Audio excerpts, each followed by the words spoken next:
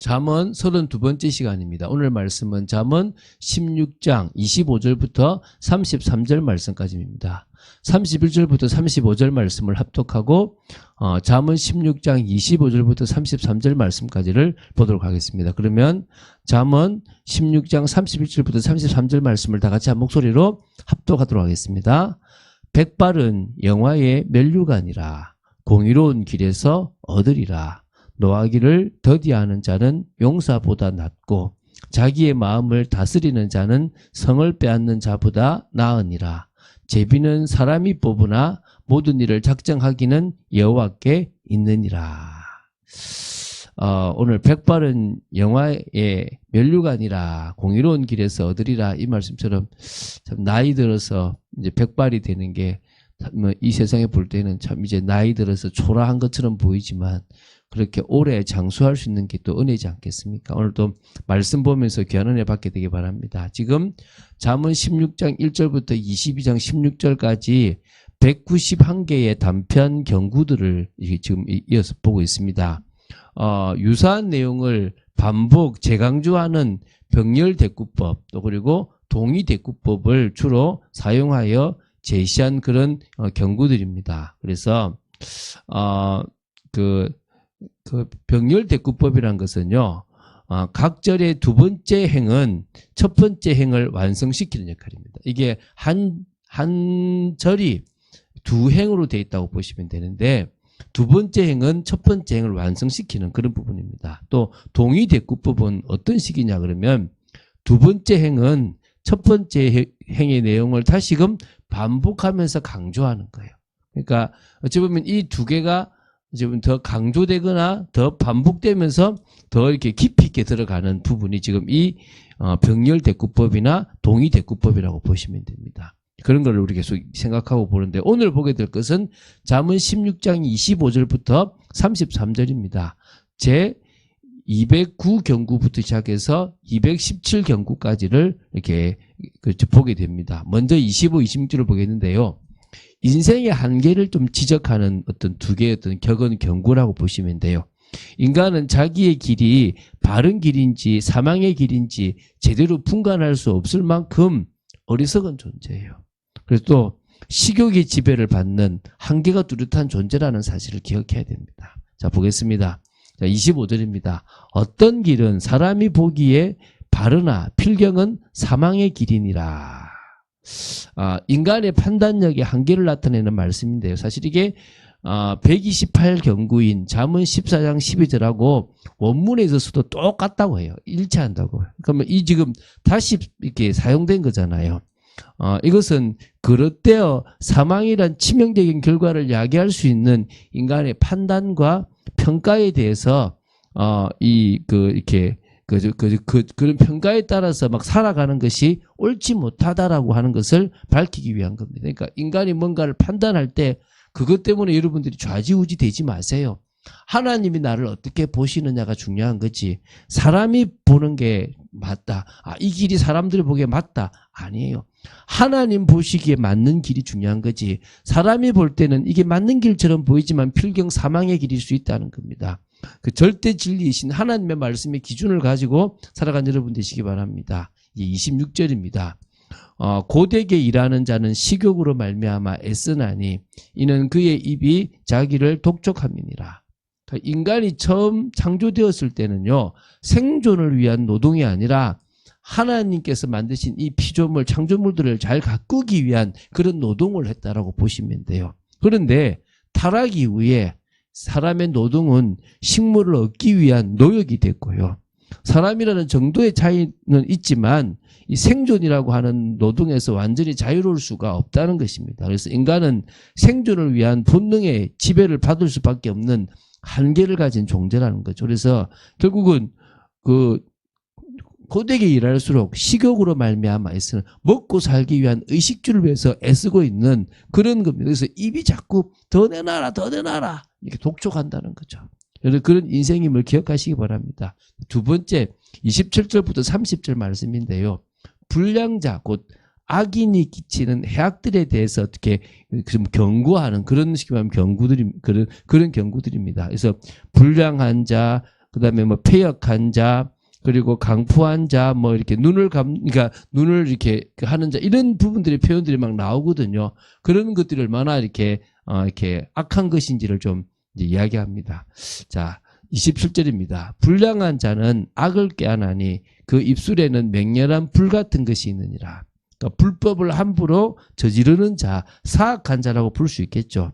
그래서 악을 꾀하기 때문에 그리스도와는 양립할 수 없는 그런 존재입니다. 그래서 이런 불량한 자의 특징은 파괴적인 언어를 사용해요. 그래서 그 입술에는 맹렬한 불 같은 것이 있다는 거예요. 그래서 결국은 사람들을 소멸시키고 결국 파멸시키고 이렇게 실패시키는 그런 언어의 습성이 있다는 겁니다. 그래서 우리 이 입술로 사람을 살리고 사람을 세우는 선한 말을 하는지, 이 불량한 자처럼 맹렬한 불로 그 사람을 죽이는지 중요한 거죠. 그죠?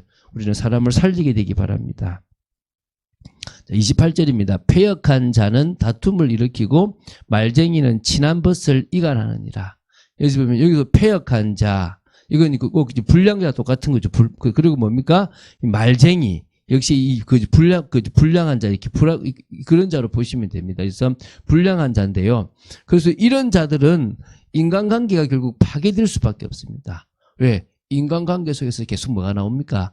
자기를 위한 이야기니까 다툼이 자꾸 나오게 됩니다. 그래서 결국은 친한 법까지 이간시키는, 그래서 아주 교묘하게 말장난처럼 이 사람을 막 세우는 말처럼 보이지만 결국은 자기에게 유익되는 말, 그래서 서로 이간질도 시키고 이런 그 우정조차도 산산조각 내는 그런 부분들이 있다고 보시면 됩니다. 29절에 강포한 사람이라는 사람이 나옵니다. 이 강포한 사람은 그 이웃을 깨어 좋지 아니한 길로 인도하느니라. 그러니까 결국은요, 이 강포한 자는 이성적으로 문제를 해결하는 것이 아니라 사리에 맞지 않게 문제를 해결하며 대인관계에서도 타협하기보다는 폭력을 좋아하는 그런 사람이라고 보시면 됩니다. 그렇기 때문에 자기가 원하는 방식대로 이웃을 이렇게 유혹하고 속입니다. 깨어내는 거죠. 그래서 틀린 길, 좋지 않은 길로 저 길 가면 된다.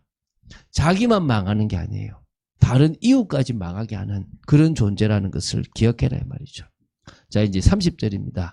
눈짓을 하는 자는 패역한 일을 도모하며 입술을 닫는 자는 악한 일을 이루느니라. 눈짓을 한다. 이 말은 뭡니까? 진실을 외면하는 것을 가리키는 그런 표현으로 보이는데요. 악한 일을 계획하기 위하여 눈을 감고 생각에 몰입하는 것으로 볼 수도 있고요. 마음속에 간직한 악으로 인하여 상대방을 직시하지 못하고 눈길을 피하는, 그러니까 진실되면 눈 쳐다보잖아요. 그러지 못하는 사람일 수도 있고, 또 윙크를 하듯이 범죄를 저지르기 위해서 약속된 행동으로 눈짓을 하는 그런 부분일 수도 있습니다. 결국 좋지 않다 이 말이죠. 그러니까 진실한 사람은 눈과 눈을 마주대고 이야기를 하는데 그러지 못한 사람이라는 거죠. 입술을 닫는 자라는 것은 진실을 말해야 할 때에 말을 하지 않는 것, 악한 일을 계획한 후에서 그것을 실행에 옮기기 위해서 결의의 참모습으로 이런 사람, 또 입술을 일그러뜨리며 심술궂게 웃는 그런 모습일 수도 있다는 겁니다. 결국 이런 사람들은 패역한 일을 도모할 수밖에 없고요, 악한 일을 할 수밖에 없다는 것입니다.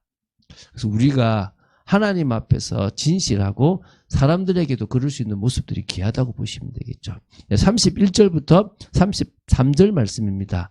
장수, 오래 사는 것, 또 영화를 얻기 위해서 세 가지 기본 자세를 드러내고 있습니다. 그래서 이 의로운 길로 행하는 것, 또 마음을 잘 다스리는 것, 모든 일을 당신의 뜻대로 이끌어 가시는 여호와를 의지하는 것이 결국 장수와 영화와 관계된 겁니다. 그런 의미에서 우리가 성령의 역사 속에 있던 것, 그것보다 더 중요한 게 어디 있겠습니까? 그런 삶을 사는 여러분 되시기 바랍니다. 첫 번째 오늘 우리 읽었죠.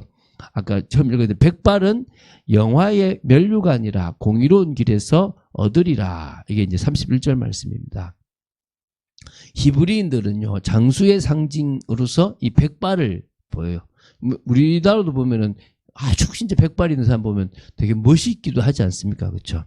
그래서 하나님의 복을 받은 것으로 자랑스럽고 또 영광스러운 그런 것으로 인식하는 부분입니다. 그래서 평생 의로운 길을 걸었을 때 그에게는 장수라는 하나님의 복과 함께 하나님의 복을 받은 자로서의 주위의 존경과 인정을 한 몸에 받을 수 있다는 것입니다. 우리는 하나님께서 오래 사시게 하실 때 그냥 확 비참한 게 아니라 아름다운 모습으로 오래 사는 사람이 되어야 될 줄로 믿습니다. 그러기 위해서 뭡니까?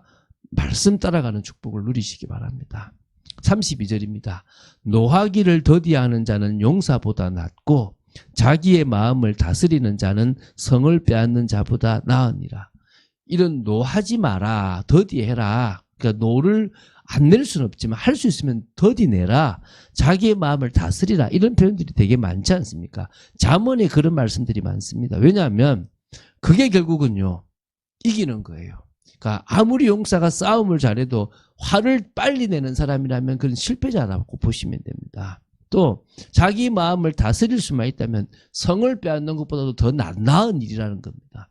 이 정도로 용사나 성을 빼앗는 것보다 더 나은 것이 자신의 마음을 다스리는 겁니다. 이 마음은요, 내 방식으로는 다스릴 수가 없습니다. 그래서 성령을 의지하여 우리는 매일 말씀을 채우고 우리 자신을 주님께 복종시키는 겁니다. 그런 삶을 살게 되길 바랍니다. 자, 그리고 이제 마지막 33절입니다. 제비는 사람이 뽑으나 모든 일을 작정하기는 여호와께 있느니라. 여러분, 절대 주권자이신 하나님이 인간이 알 수 없고 영향을 미칠 수 없는 모든 일까지 다 주관하신다는 사실을 기억하셔야 될 줄 믿습니다. 그래서 성경에 제비를 뽑을 때 그 누가 하신 겁니까? 하나님이 하신 거예요. 사람이 뽑지만 결국은 하나님이 그 속에서 다 간섭하시는 겁니다. 오늘 인간이 장수와 영화를 얻기 위해서 노력은 하지만 그 일을 이루시는 분은 하나님이심을 언제나 유념해야 될 줄로 믿습니다. 그래서 사람은 스스로 되게 지혜롭다라고 여기고 막 뭔가 이렇게 분간할 수 있다고 생각하지만 어린아이와 같이 어리석을 때가 많습니다. 또 사망의 길로 행하면서도 마치 지혜로운 것처럼 느낄 때도 있습니다. 그래서 우리는 착각 가운데 살아갈 수 있어요. 여러분, 도깨비 도로가 뭡니까? 무슨 말이죠? 내가 볼 때는 오르막인데 차가 올라가요. 근데 뭐죠? 실상은 내리막이라는 거예요. 인간은요, 착각하는 거예요. 그래서 전투기 조종사한테 자기가 생각하는 걸 눈으로 보는 걸 보지 말고 계기판을 보라고 얘기하는 거예요. 우리는 말씀을 보고 따라가는 사람이 되어야 될 줄로 믿습니다. 아니면 넘어지는 겁니다. 그래서 우리는 성령의 역사 속에서 살아가는 게 중요합니다.